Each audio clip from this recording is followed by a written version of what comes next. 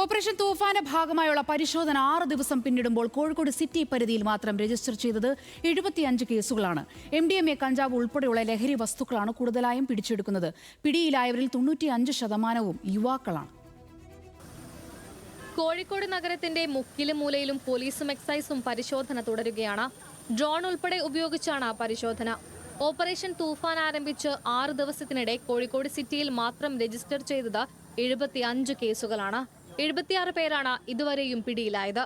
60 gram MDMA, 230 gram കഞ്ചാവ്, 55 gram കഞ്ചാവ് beedi, 0.18 gram brown sugar, 4.32 gram ഹാഷിഷ് ഓയിൽ എന്നിവയാണ് പിടികൂടിയത്.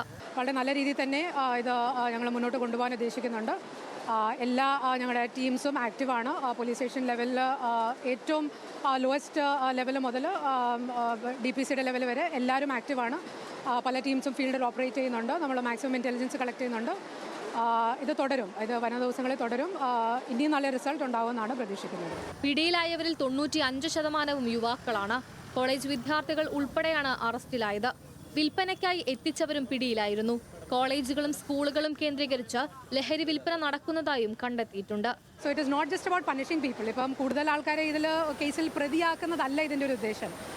നമ്മളിത് കണക്കുകൾ മാത്രമല്ല നോക്കുന്നത്, കൂടുതൽ എങ്ങനെയാണ് നമുക്ക് പ്രോആക്റ്റീവായിട്ട് ഇപ്പം എൻഫോഴ്സ്മെൻറ്റിൻ്റെ കൂടെ തന്നെ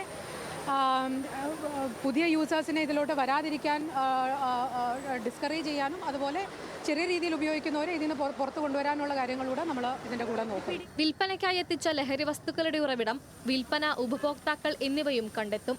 ജില്ലയിലെ മറ്റ് മേഖലകളിലും പരിശോധന വ്യാപകമായി നടക്കുകയാണ്. ന്യൂസ് മലയാളം, കോഴിക്കോട്.